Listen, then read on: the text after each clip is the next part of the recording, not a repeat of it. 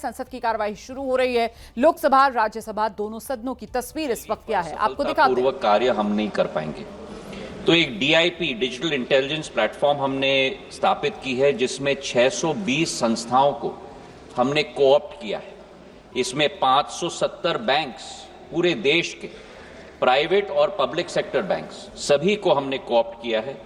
36 राज्यों के पुलिस संस्थाओं को हमने कोऑप्ट किया है और सारे इन्वेस्टिगेशन एजेंसीज और टेलीकॉम सर्विस ऑपरेटर्स को भी हम लोग ने कोऑप्ट किया।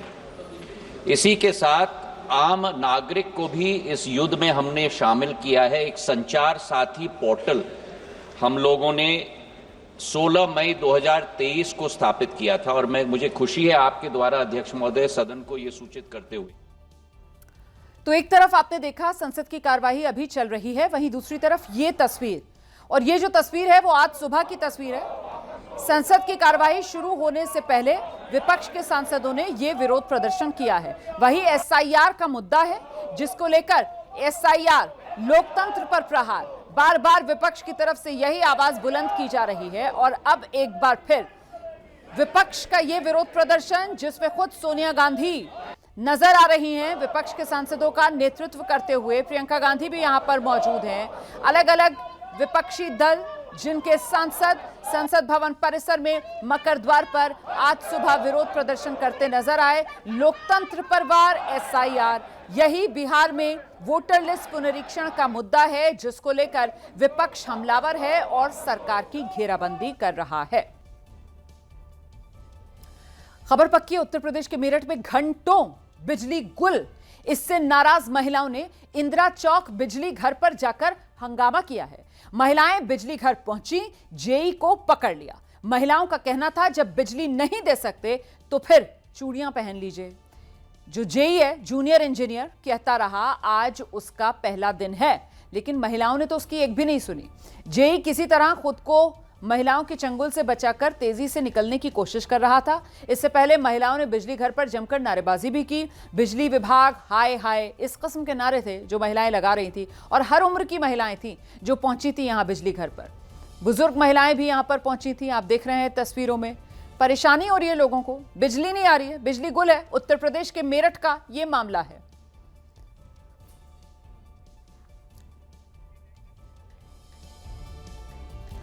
वहीं मध्य प्रदेश के अलीराजपुर में एक युवक पानी के तेज बहाव में फंस गया। बेहद हैरान करने वाली तस्वीर गांव सैडा की है। तेज बारिश की वजह से सड़क पर नदी का पानी तेज रफ्तार से बह रहा था। युवक ने नदी पार करने की कोशिश की, लेकिन वो लड़खड़ाकर गिर पड़ा। इस दौरान लोग उसे समझा रहे हैं, लेकिन किसी की बात वो नहीं सुनता। युवक बार बार खड़ा होने की कोशिश करता है, पर वो संभल नहीं पा रहा है। इस बीच उपवंती नदी के तेज बहाव में युवक बह गया।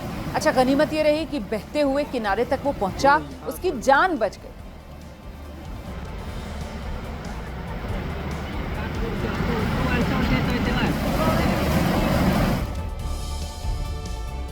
वहीं मध्य प्रदेश के गुना में लगातार बीते 3 दिन से बारिश हो रही है। भारी बारिश के चलते शहर की कई कॉलोनीज डूबी हुई हैं। कुछ इलाकों में घरों के फर्स्ट फ्लोर तक पानी भर गया है।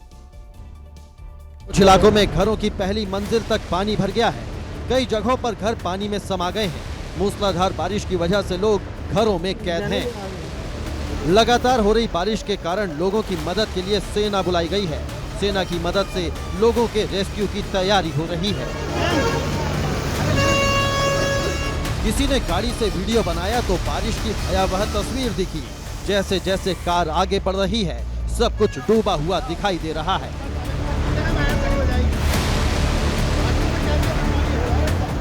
गाड़ियां, दुकान, मकान, सब के सब। कई जगह 5 फीट तक पानी भर गया, जिससे लोगों को ऊपरी मंजिलों पर शरण लेनी पड़ी। और जिन लोगों को मजबूरी में सड़कों पर निकलना पड़ रहा है, वो इस आसमानी प्रलय से जूझ रहे हैं।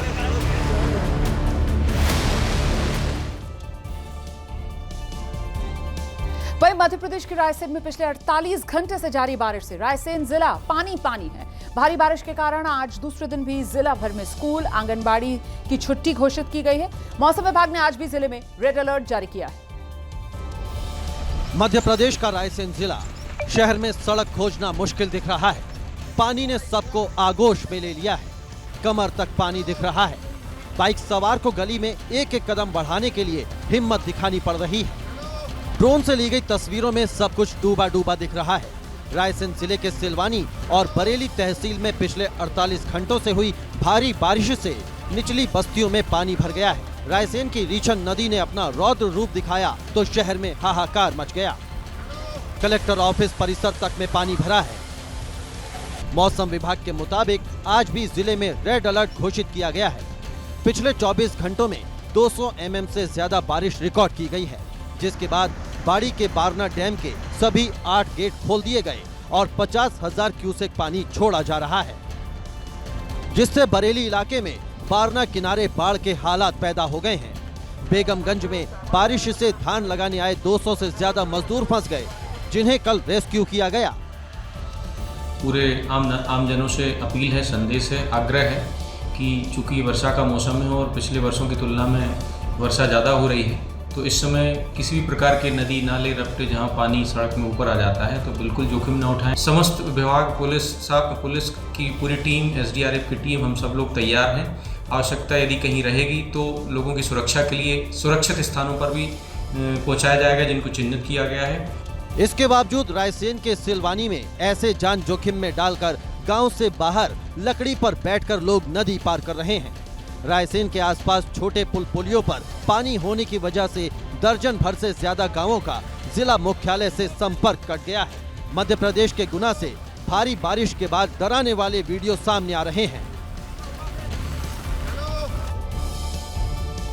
वहीं राजस्थान के कई शहरों में भारी बारिश के चलते हालात बिगड़े हुए हैं। सवाई माधोपुर में जोरदार बारिश के बाद शहर की सड़कें दरिया बनी हुई हैं, चारों तरफ जलभराव है।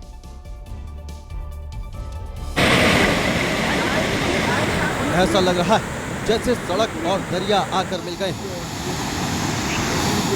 पानी की रफ्तार देखकर कोई भी कांप जाए। ये राजस्थान का सवाई माधोपुर है। कल हुई भारी बारिश के बाद चारों तरफ पानी ही पानी है।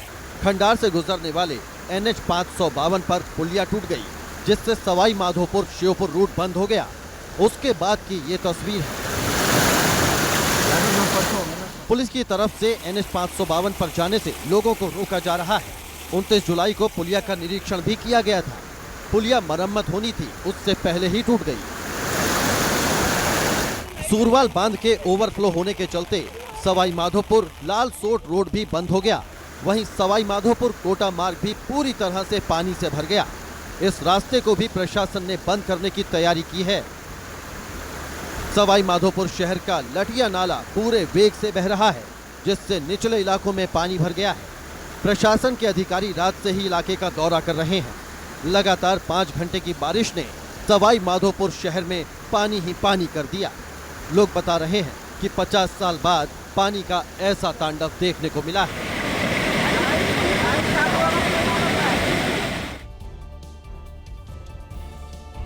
देखिए, लगातार हो रही बारिश से मध्य प्रदेश के नर्मदापुरम में तवा डैम ओवरफ्लो हो गया है। प्रशासन को मजबूरन डैम के गेट खोलने पड़े हैं, लेकिन उस वक्त बड़ी लापरवाही देखने को मिली है जब डिस्चार्ज पॉइंट को लोगों ने सेल्फी पॉइंट बना दिया। तस्वीरों में देख सकते हैं जैसे डैम के गेट खुलते हैं, बाहर सैलाब आ जाता है। लेकिन हद तो तब हो गई जब बड़ी बड़ी फिसलन वाली चट्टानों पर खड़े होकर लोग सेल्फी लेने लग गए। समंदर जैसी लहरों के बीच लोग जान जोखिम में डालकर रील बनाते नजर आए। पानी के तेज बहाव के करीब जाकर लोग फोटो शूट कराने लगे। न किसी को खतरा महसूस हुआ और न ही कोई डर। लेकिन ऐसी तस्वीरें घातक भी साबित हो सकती हैं। अति उत्साह किसी भी वक्त हावी हो सकता है। ये नजारा नर्मदापुरम के तवा डैम का है, जहां पानी के तेज बहाव के बीच लोग पिकनिक मनाते नजर आए। हैरानी की बात तो ये है कि यहाँ ना तो कोई साइन बोर्ड लगा है और ना ही कोई चेतावनी। पानी का बहाव इतना तेज है कि इसकी जद में आने के बाद किसी का भी बचना मुश्किल है।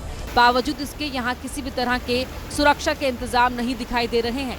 ऐसे में लोगों ने डैम को ही पिकनिक मनाने का अड्डा बना लिया।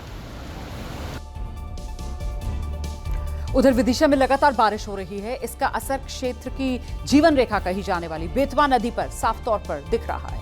पहले से उफान पर चल रही बेतवा नदी का जलस्तर 6 फीट तक और बढ़ गया है, जिससे शहर त्राहिमाम कर रहा है। जब कुदरत कहर ढाती है तो इंसान बेबस हो जाता है। जब प्रकृति विनाश लाने पर उतारू हो तो जिंदगी देने वाला पानी जिंदगी लेने पर आमादा हो जाता है। दुकान और मकान जलमग्न हो गए हैं, स्कूलों में पानी भर गया है और नालों का पानी सड़क पर उतर आया है। जब कुदरत सब कुछ तबाह करने की ठान ले तो इंसान सिर्फ देखता ही रह जाता है। बेतवा किनारे बने इन मंदिरों को देखिए, लगातार पानी बढ़ने की वजह से इनके सिर्फ शिखर ही दिख रहे हैं। कुदरत की ताकत का एहसास कराती ये तस्वीरें मध्य प्रदेश के विदिशा की हैं, जहां भारी बारिश की वजह से बेतवा नदी उफान पर है। विदिशा में उफान पर चल रही बेतवा नदी का जलस्तर तेजी से बढ़ रहा है। स्थिति का अंदाजा लगाने के लिए बेतवा नदी पर बने इस पुल को देखिए, जिसका पानी पुल से कई फीट ऊपर पहुंच चुका है। बेतवा नदी के उफान को देखते हुए सभी घाटों पर पुलिस की तैनाती कर दी गई है। साथ ही जिले भर के सभी स्कूलों में छुट्टी की घोषणा कर दी गई है। विदिशा जिले में लगातार हो रही मूसलाधार बारिश से हालात बिगड़े हुए हैं। जिले के नदी नाले उफान पर आने की वजह से कई ग्रामीण क्षेत्रों में बाढ़ जैसे हालात हैं। इस बीच जो सिरसा नदी है, तेज बहाव है, वहां पर 50 से 60 लोग उसी धार में फंस गए, जिसके बाद स्थानीय क्षेत्र की पुलिस, आपदा मित्र और डीआरसी टीम तुरंत हरकत में आई और सभी फंसे लोगों के रेस्क्यू में लग गई। पानी का ये शोर इस बात का प्रमाण है कि खतरा बहुत ज्यादा है, लेकिन बचावकर्मी बिना रुके बिना डरे नदी की तरफ बढ़ते चले गए। लेकिन सबसे बड़ी समस्या तब आई जब बाढ़ में एक दिव्यांग फंस गया। उसे बचाने के लिए हेड कांस्टेबल देवदूत की तरह सामने आए और तुरंत ही मोर्चा संभाला और उसे अपने कंधे पर उठाकर सुरक्षित स्थान तक पहुंचाया। विदिशा जिले की पथरिया में बेंदीगढ़ गांव में पुलिस, आपदा मित्र और डीआरसी टीम ने गांव के 50 से 60 नागरिकों को सुरक्षित बाहर निकाला। जम्मू कश्मीर के गांदरबल में आईटीबीपी की बस सिंध नदी में जा गिरी। हादसे में बस चला रहे वसीम अहमद घायल हो गए, जिन्हें अस्पताल में भर्ती कराया गया। बताया जा रहा है हादसे के वक्त बस में कोई जवान मौजूद नहीं था। हादसा देर रात हुआ, जिसके बाद एसडीआरएफ की ओर से रेस्क्यू ऑपरेशन चलाया गया, जो अभी भी जारी है।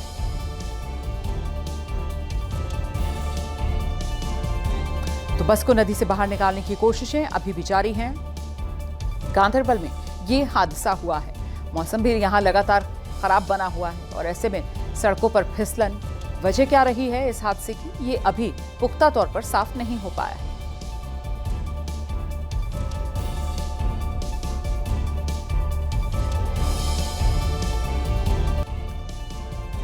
उत्तर प्रदेश के महाराजगंज में स्टंट के दौरान एक बड़ा हादसा हो गया। मौत के कुएं में एक बाइक सवार बाइक पर बैठकर करतब दिखा रहा था, तभी बाइक से गिर पड़ा, लेकिन बाइक बिना चालक के मौत के कुएं में फिर भी दौड़ती रही।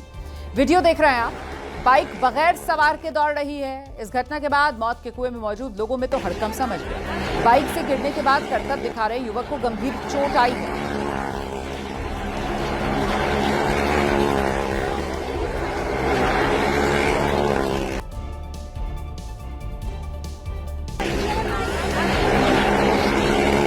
खबर पक्की है। आप जानते हैं, महिलाओं को लेकर कथावाचक अनिरुद्ध आचार्य के बयान पर विवाद जो हो रहा है वो अभी भी थमा नहीं कि अब कथावाचक हैं, धर्मगुरु हैं प्रेमानंद महाराज। उनका महिलाओं को लेकर एक बयान जो सामने आया है उस पर सवाल उठ रहे हैं। दरअसल प्रेमानंद महाराज ने कहा कि जिस तरह 4 होटल का भोजन खाने की आदत लग जाने के बाद घर की रसोई का भोजन अच्छा नहीं लगता, उसी तरह अगर महिला को 4 पुरुषों से मिलने की आदत पड़ गई तो एक पति को स्वीकार करने की हिम्मत नहीं रह जाएगी। आपको याद होगा, अभी महज 2 दिन पहले ही की बात है, कथावाचक अनिरुद्ध आचार्य ने कहा था कि जो लड़कियां 4 जगह मुंह मारकर शादी करती हैं, ऐसी लड़कियां क्या बहू बनकर रिश्ता निभा पाएंगी। और अब कथावाचक प्रेमानंद का ये बयान आ गया है। सवाल बड़ा है कि महिलाओं को लेकर आखिर धर्मगुरुओं की सोच इतनी संकीर्ण क्यों है। तो ये प्रेमानंद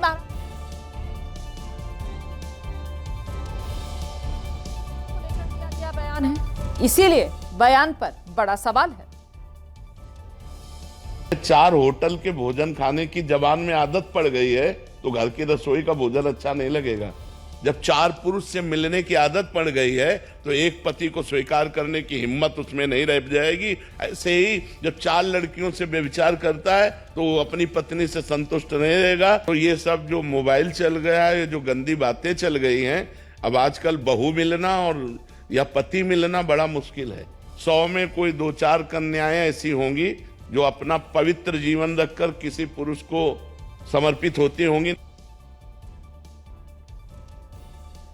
सवाल इसको लेकर है कि सारी निष्ठा या सारा समर्पण जो है वो कन्याओं में, महिलाओं में ही क्यों तलाशा जाता है? इस तरीके की नसीहत कभी पुरुषों के लिए तो नहीं दी जाती है।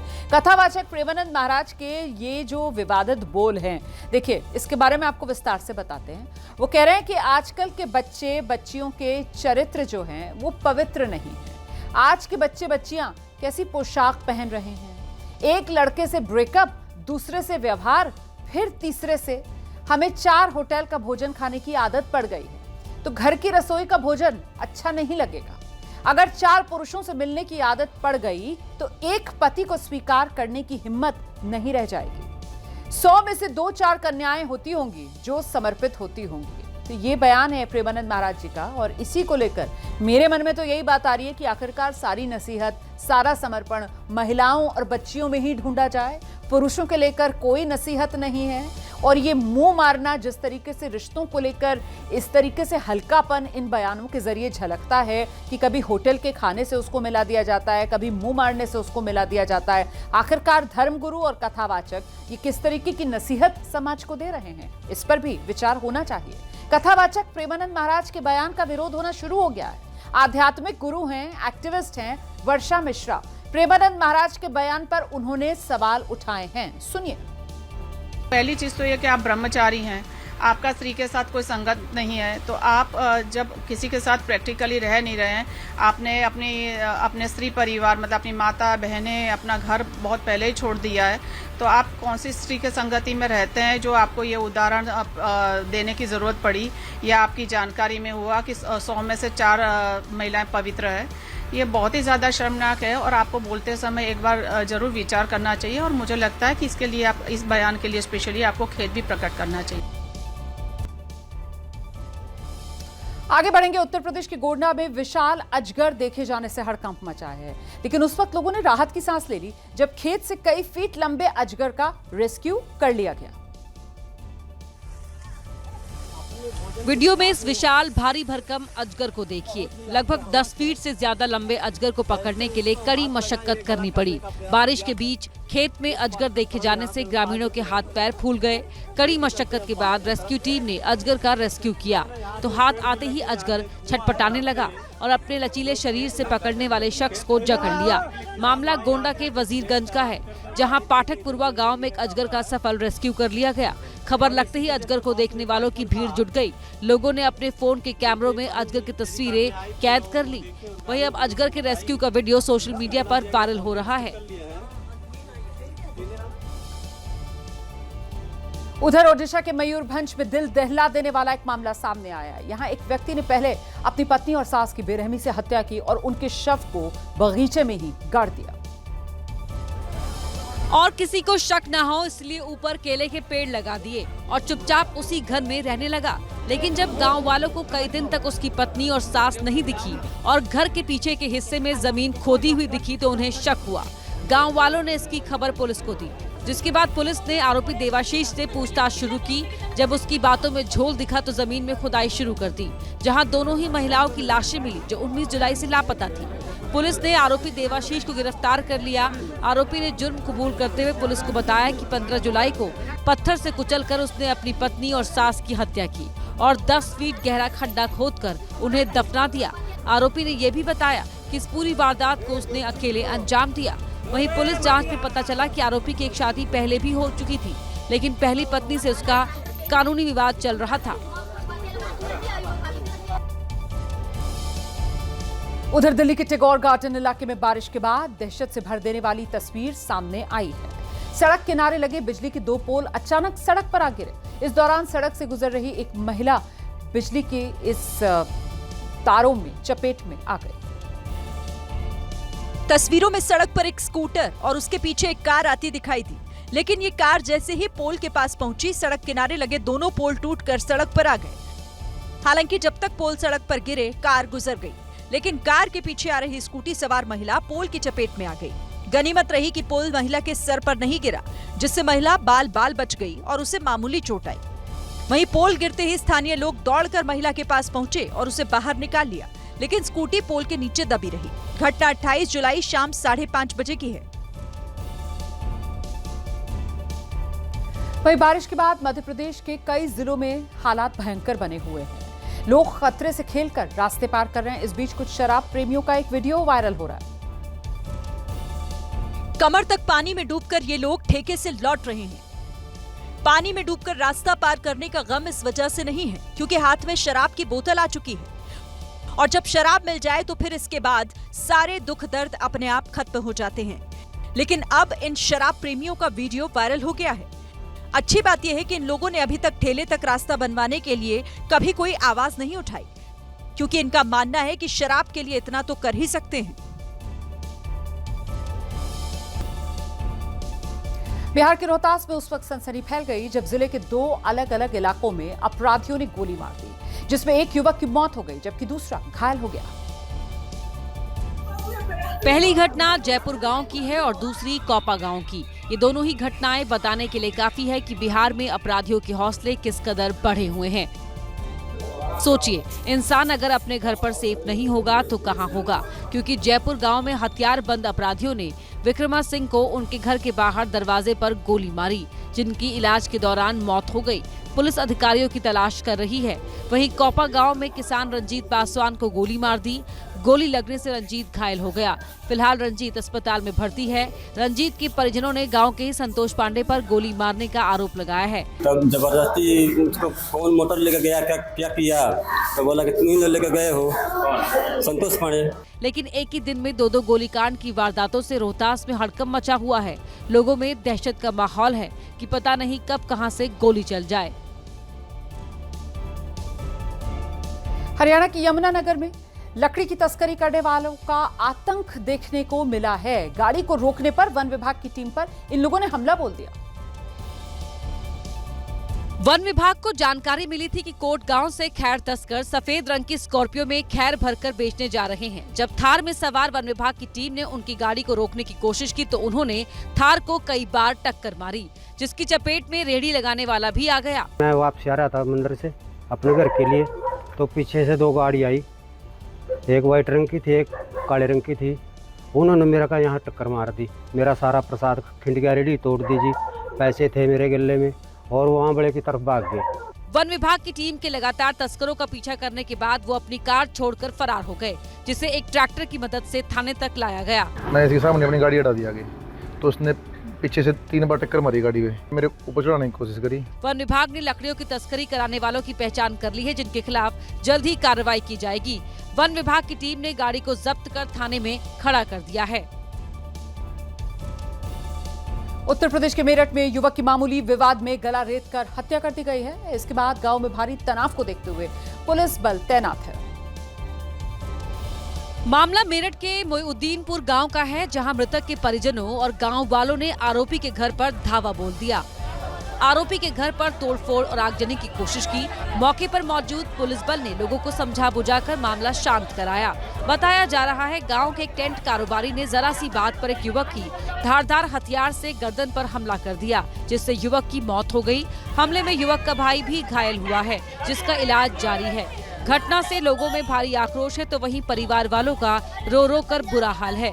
वहीं मौके पर पहुंचे पुलिस के आला अधिकारियों ने जल्द से जल्द आरोपी को पकड़ने का आश्वासन दिया। इसमें पुलिस की टोटल 3 टीमें लगाई गई हैं। आसपास के सीसीटीवी फुटेज चेक किए जा रहे हैं और इसमें जल्दी आरोपी को गिरफ्तार कर आवश्यक कार्रवाई की जाए। फिलहाल तनाव को देखते हुए इलाके में भारी पुलिस बल तैनात कर दिया गया है और पुलिस मामले की छानबीन कर रही है।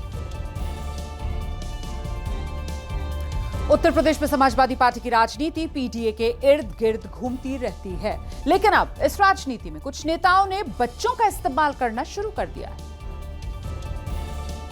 ये सहारनपुर की तस्वीर है, जहां पीडीए पाठशाला की होर्डिंग छपवाई गई है। होर्डिंग में एक तरफ बाबा साहेब भीमराव अंबेडकर की तस्वीर है तो दूसरी तरफ संविधान की। समाजवादी पार्टी के रंग रूप में छपवाई गई इस होर्डिंग के आसपास बच्चों को बैठाया गया, जहां ए का मतलब एप्पल तो बताया जा रहा है, साथ ही ए का मतलब अखिलेश यादव भी पढ़ाया जा रहा है।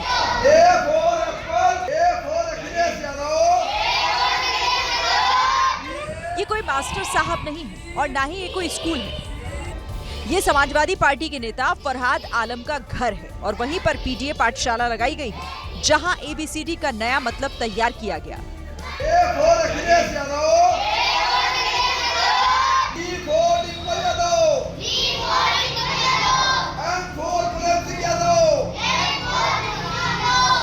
इस पाठशाला में बी फॉर बॉल तो है ही, साथ ही बी फॉर भीमराव अंबेडकर भी है।